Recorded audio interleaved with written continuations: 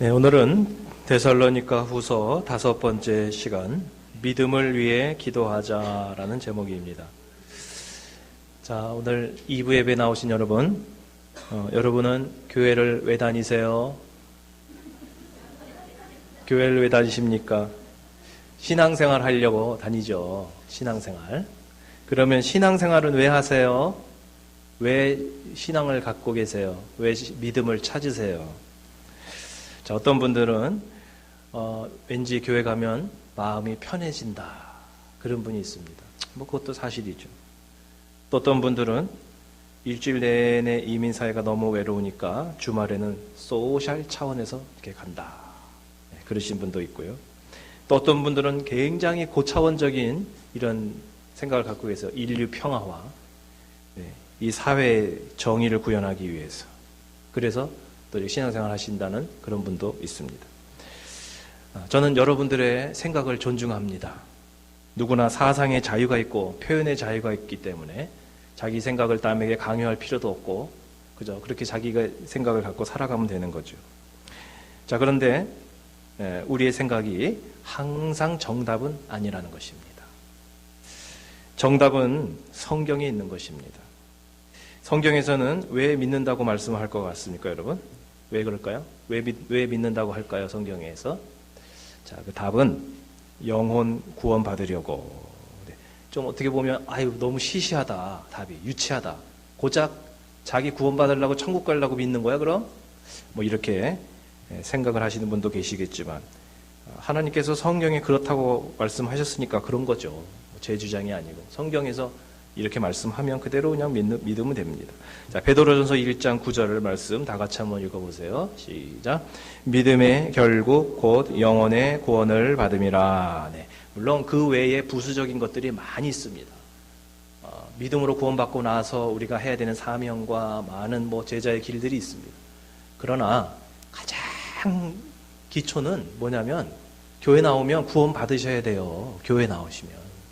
근데 교회 나왔는데 신앙생활 썬데이마다 이렇게 종교생활도 하셨는데 구원 못 받으면 안 되는 거죠. 큰일 나는 거죠. 이게 제일 중요한 거죠, 사실.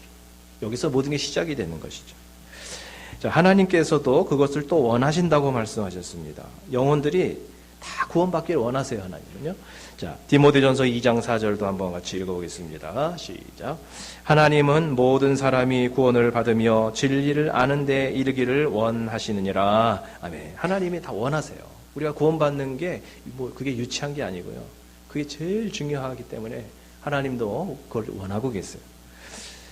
자, 그런데 교회를 다니면서도 이 교회를 이제 정기적으로 나오면서 신앙을 이렇게 찾는 그런 분들이 우리 주위에 얼마나 있을까 한번 생각해 보면 생각보다는 그렇게 많지가 않다는 겁니다. 오레곤에 한인이 2, 3만이라고 하는데, 한인 교회에서 예배를 정기적으로 출석하는 분들은 이렇게 어림짐작 이렇게 해봐도 2,000명이 안 되는 것 같아요. 다 이렇게 숫자를 이렇게 뻔하거든요, 숫자가. 미국 교회 다니시는 분까지 합쳐서 한 3,000명 될까? 그것도 잘 확실치는 않습니다. 요즘 이 지역에서 교회 연합 행사한다고, 연합 집회한다고 그래서 가보면, 굉장히 썰렁하죠. 한 100명에서 200명 사이 정도. 상당히 생각보다 신앙생활을 꾸준히 성실하게 하는 분들이 많지 않습니다. 그래서 아마 교회에서 정기적으로 신앙을 갖고 신앙생활을 하시는 분들이 우리 교민들의 몇 퍼센트나 될까? 정확한 건 알 수 없지만 생각보다 적습니다. 어쩌면 11조 정도밖에 안 될지 모르겠습니다. 자, 그렇다면 우리가 또 교회를 다니시는 분은 또 어떤가? 오늘 여러분들은 교회 다니시는 분들이죠. 교회 나오신 분들이죠. 자, 그러면 교회를 정기적으로 다니면 신앙은 저절로 착착착착 붙을까? 신앙이 쫙 쌓일까? 신앙이 생길까? 그렇지도 않다는 것입니다. 물론 이제 가정교회는요, 이 신앙의 확신 비율이 상당히 높습니다. 아마 한 80%, 90%가 확신을 갖죠. 왜냐하면 예수를 여기서 분명하게 믿었기 때문에. 그러나 일반적으로 우리가 교회에 정기적으로 나가는 교인들 중 상당한 비율이 뭔가 확신이 없으세요. 죽으면 천국 가면 참 좋겠다. 근데 확신은 없고, 뭔가 넷에 대해서 약간 두려운 마음도 생기고, 아, 천국 좋다고 하는데, 에이, 그래도 여기가 좋지. 뭐 이렇게 생각하시고, 가능하면 좀 늦게 부르세요. 천국 좋은 줄은 알겠는데, 아, 여기가 저는 그래도 조금 더 좋은 것 같아요. 조금 늦게 부르세요. 이렇게. 뭔가 확신이 없으신 그런 경우가 상당히 많습니다. 어떤 교인들은요, 자신이 왜 교회 나오는지도 잘 모르세요. 그냥 나오시는 거예요. 자, 혹시 여러분 중에 내 얘기랑 조금 비슷한데 이렇게 혹시 느껴지시는 분이 계시면 예배 후 저를 꼭 찾아와 주세요. 네, 상담을 해드리겠습니다.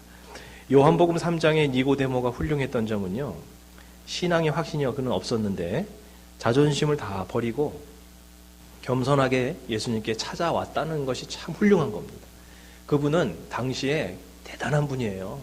사회적으로도 상위 0.5% 안에 들어가는 그런 분이고요. 종교적으로 봤을 때도 상당한 엘리트입니다. 상위 0.1% 이하로, 0.5% 이하로 그렇게 정말 아주 탑에 있는 그러한 분입니다. 이런 분이 자존심을 세운다고 하면요, 이거는 엄청난 거죠. 그런데 그걸 다 내려놓고 찾아왔어요. 인생의 종말, 죽음은 하루하루 다가오는데 넷에 대해서 정말 준비가 되어 있지 않고 믿음의 확신이 없어서 초조하고 두려운 그런 분들 혹시 계십니까? 니고데모처럼 주님께 나오시기 바랍니다. 자존심이 뭐가 중요하고요? 이론이 뭐가 중요합니까? 뭐 논쟁에서 내가 이기면 뭐 하겠어요? 하나님과 관계 속에서 우리가 확신이 있어야 되는 거죠. 어제도 어느 미국 노인분하고 이렇게 대화할 기회가 있었습니다. 그런데 그분이 자기가 이제 이 의사한테 시한부 판정을 받았다는 거예요. 그러면서 그분이 떳떳하게 얘기를 하시더라고요. I'm dying. 그렇게 얘기를 하시더라고요. 그래서 제가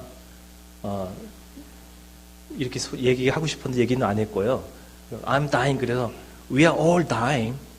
It's just a matter of time. 그렇게 얘기하고 싶었는데 이제 혹시 또 상처가 될까봐 얘기는 안 했는데, 그분만 죽어가는 게 아니죠. 우리 다 지금 죽어가고 있거든요. 좀 sooner or later, 얼만큼 오래 걸리느냐, 빨리 걸리느냐, 좀 늦게 걸리느냐의 차이지, 우리는 다 지금 죽어가고 있는 거예요, 사실. 천국을 향해서 가고 있는 거죠. 또 어제 천국 환송 예배에 한번 다녀왔는데요. 20년 전부터 같은 교회에 계시던 장로님이랑 한번 갔습니다. 장례식을 집례하거나 장례식에 제가 참석할 때마다 꼭 느끼는 건데, 뭐 별다른 특별한 건 아닌데 매번 느끼는 게 하나 있어요. 그게 뭐냐면, 때가 되면 다 가시는구나. 예외가 없구나. 뭐 특별한 얘기는 아니지만 늘 이렇게 와닿아요. 아, 가시는구나. 아, 저분은 안 갈 것 같은 분들도 예외가 없구나. 뒤안길로, 역사의 뒤안길로 그냥 사라지시는구나. 장례식 때는 젊을 때 사진 보면서 아유 저러셨구나, 양력을 보면서 아유 저러셨구나, 참 안타까워하고 추모하지만 몇 달이 지나면 사람들의 기억 속에서 그냥 다 희미해져 버리고 말아요. 아, 그런 분이 옛날에 있었더라. 어느 교회에 뭐 목사였더라, 장로였더라. 그런 분이 뭘 어떤 기관장을 지냈더라. 뭐 그게 그냥 이렇게 사람들 회자는 되지만 그냥 기억 속에서 희미해져 가는 겁니다. 그냥. 심지어 뭐 자녀들도 부모님의 그 기일을 어떨 때는 이렇게 잘 모르시는 경우도 있는데, 뭐 다른 사람들을 말할 것도 없죠. 자, 그래서 그런 분들을 이렇게 보면은요, 한 가지 깨닫는 게 있어요. 아, 앞으로 어떻게 살아야 되겠구나 하는 걸 깨닫게 됩니다. 한 시대를 풍미하고 정말 떵떵거리시고 쩌렁쩌렁 하셨던 분들이나 그냥 무명에 지질하고 구질구질 하셨던 분이나 가실 때 보면 다 거기서 거기에요. 별 차이 없습니다. 여러분 지금 떵떵거리시고 쩌렁쩌렁 하시고 소용없어요. 그냥 뭐 이렇게 무명의 존재가 없는 분이나 그런 분이나 갈 때는 그냥 사라지기는 다 마찬가지입니다. 중요한 거는 그 죽음 이후가 중요한 거고요. 그 죽음 이후에 대한 확신이 있는 분은 살아생전에 상당히 확신과 떳떳함을 갖고 이렇게 의미 있는 삶을 살아가는 것이고, 그 죽음 이후의 세계에 대해 확신이 없는 분들은 생에 집착하고 연연해하면서 두려워하면서 그냥 그렇게 살다가 마치는 거, 거기가 차이가 있는 것뿐입니다.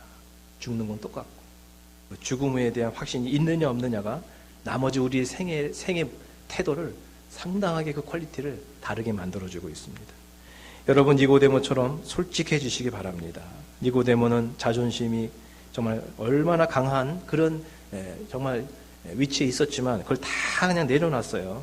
자기의 뭐 논리 다 버렸습니다. 예수님께 그냥 나온 겁니다. 그는 겸손하게 죽음이 두렵다고 인정을 하는 겁니다. 내세 이유가 잘 모르겠다고 인정하는 겁니다.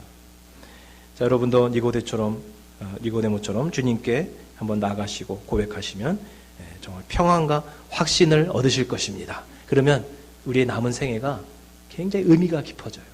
그게 없으면 죽음이 가까우면 가까울수록 사람이 비굴해집니다. 비참해집니다. 자, 이렇게 여러분 믿음을 얻기 위해서 주님 앞에 나가시고요. 근데 간혹 니고데모처럼 예수님께 이렇게 나아가고 믿음도 나름대로는 꽤나 찾았는데도 불구하고 이런 분들이 또 있어요. 나는 이상하게 안 믿어진다는 거예요. 이상하게 나도 좀 믿음을 갖고 싶은데 나는 게 믿음이 이렇게 안 생긴다는 거예요. 그런 분들도 또 계세요. 맞습니다. 믿음은 사람 마음대로 다 되는 것은 아닙니다.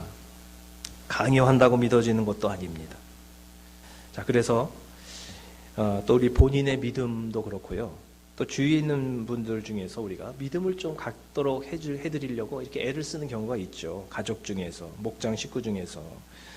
꽤나 오랫동안 기도했고 정성을 쏟았고 많은 이야기도 해주었고 그런데도 여전히 잘 안 믿어진다고 하고 안 믿으시고 이렇게 될 때 그동안 기도했던 분들의 마음이 참 실망이 되고 낙심이 되고 또 그게 또 너무 심하면 또 서운하기까지 하고 그렇게 되는데 자, 그러면서 생각 속에서 이렇게 생각이 들죠. 아, 한 영혼 전도하기 이렇게 어렵나? 믿음이 그 안에 들어가는 게 그렇게 힘든가? 나는 좀 쉽게 믿었던 것 같은데 이렇게 이제 생각을 하시잖아요. 자, 그래서 이런 경우 잘 믿어지지 않는 본인이나 옆에 있는 분들을 향해서 오늘 2절에서 이렇게 말씀하고 있습니다. 한번 다 같이 읽어보겠습니다. 2절 시작. 또한 우리를 부당하고 악한 사람들에게서 건지시옵소서 하라. 믿음은 모든 사람의 것이 아니니라. 네, 그랬습니다. 하나님은 모든 사람이 믿기를 원하시지만 모든 사람이 믿는 것은 아니라는 거예요. 이게 믿어지는 것도 하나님의 참 은혜요 주권입니다. 그래서 여러분 가운데 믿음이 좀 약하신 분들도 오늘은 한번 하나님 앞에 감사해 보세요. 야, 이렇게 요 정도라도, 요 믿음이라도 이게 믿어지고 입술로 고백할 수 있는 이런 믿음을 가진 것도 이게 보통 하나님의 은혜가 아니구나. 아무나 다 믿어지는 게 아니구나. 어떤 사람은 믿고 싶은데 안 믿어진다고 막 난리인데 난 그래도 믿음이 크진 않지만 이게 믿어지는 이게 참 이것도 하나님의 은혜였구나. 한번 감사하시기 바랍니다. 믿음은 하나님의 주권입니다. 하나님의 은혜입니다. 우리는 최선을 다할 뿐 믿음을 주시는 분은 하나님이시기에 하나님의 손에 맡겨야 합니다. 전도하다가 잘 안 돼도 여러분 너무 낙심하지 마세요. 최선을 다한 거니까요. 나머지는 이제 하나님이 하셔야 되는 거니까 좀 하나님께 맡기고 자유함을 좀 누리세요. 난 이렇게 했는데 왜 이렇게 우리 목장이 잘 안 될까? 목장님 정말 열심히 하시는데 잘 안 되는 경우도 있거든요. 괜찮아요. 하나님은 중심을 보시니까. 자, 물론 그렇다고 해서 그 믿음에 대해서 사람이 아무것도 하지 않고 가만히 그저 감나무 밑에서 입만 벌리고 있는 것처럼 가만히 있는데 그냥 믿음이 저절로 막 생기고 그러는 건 아니고요. 우리도 뭔가를 해야 됩니다. 사람이 믿음에 대해서 마음의 문을 닫고 수동적이고 냉소적이고 이런 태도를 갖고 있는데 믿음이 저절로 생기는 경우는 극히 드뭅니다. 자, 성경은요, 인간의 불완전한 의지적 결단, 의지적 믿음에서 하나님이 주시는 신적 믿음, 온전한 믿음으로 이렇게 발전해 나간다고 말씀하고 있습니다. 자, 그게 로마서 1장 17절인데 한번 같이 보겠습니다. 시작. 복음에는 하나님의 의의가 나타나서 믿음으로 믿음에 이르게 하나니 기록된 바 오직 의는 믿음으로 말미암아 살리라 함과 같으니라. 네. 제대로 된 믿음을 하나님이 내려주셔야, 은혜를 주셔야 되는 거지만 사람이 억지로 이렇게 조작한다고 되는 게 아니죠. 강요한다고 되는 게 아니죠. 하지만 그 시작은요, 어느 정도는 우리가 좀 해야 됩니다. 이제 그것이 제가 자주 말씀드렸지만 마중물인데요. 펌프질을 해서 물이 나오려면 밑에 지하수가 흘러야 되죠. 지하수가 안 흐르면 아무리 펌프질해도 안 됩니다. 아무리 물이 많아도요, 처음에는 이게 빨아 올릴 수 있기 위해서는 물 한 바가지는 내가 이렇게 해야 되잖아요. 어쩌면 내가 순종해야 되고 은혜 자리로 믿음의 자리로 나아가는 노력이 물 한 바가지인지도 모릅니다. 엄청난 지하수를 우리에게 요구하시는 것이 아니고요. 그 물 한 바가지 정도는 내가 해야 된다는 거죠. 믿음은 들음에서 나기 때문에 말씀을 듣는 자리로 내가 나와야 되는 거죠. 은혜의 자리로 나와야 되는 거죠. 듣는 기회가 있으면 자꾸 겸손하게 그곳으로 나와야 되는 거죠. 그건 내가 해야 되는 거예요. 그래서 교회에서 무슨 집회가 있다고 그러면 어떤 분들은 나와는 전혀 상관이 없는 걸로 아예 처음부터 그냥 생각을 하시는 분들도 계시대요. 그러면 안 됩니다. 집회가 있다고 그러면 잘들 해보세요. 네, 그러시는 그게 아니고 하나님이 혹시 나를 위해서 이 집회를 여신 건 아닐까? 내가 아무리 바쁘고 피곤하고 힘들어도 운전이 어려워도 내가 이 중에서 정말 어느 날은 하나님 앞에 이렇게 나와서 말씀을 들어봐야 되는 것이 아닌가? 이렇게 한번 진지하게 생각을 해보시기 바랍니다. 그게 바로 뭐냐면 그게 물 한 바가지예요. 마중물이에요. 하나님이 오셔도 우리가 마중을 나가야죠. 하나님께. 믿음이 없는 사람을 위해서 우리가 또 할 수 있는 첫 번째 노력은요. 그를 위해 기도하는 것입니다. 자, 우리가 정말 믿음을 심어드리기 위해서 애를 쓰고 기도하고 사랑도 베풀고 섬기하는데 잘 안 될 수도 있어요. 괜찮습니다. 그런데 기도하고 있으면 괜찮다는 겁니다. 기도 없는 기다림은 방치가 됩니다. 이거는 무관심입니다. 그러나 우리가 기도의 명단에서 그를 지우지 않고 기도하고 있다면 그러면 이제는 하나님께 맡기는 것입니다. 여러분 자신과 누군가의 믿음을 위해서 계속 기도하기 시작하면 시간은 걸려도 언젠가는 믿음을 갖게 될 것입니다. 우리의 원하는 속도와 방법으로 믿음이 열매 맺지 못한다고 하더라도 너무 실망하지 마시기 바랍니다.